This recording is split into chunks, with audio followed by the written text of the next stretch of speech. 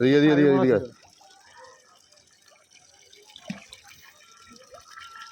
2024 সালের এই ফার্স্ট ডিমের মাছ এস রাজবংশী, প্রোপাইটার সুশান্ত রাজবংশী,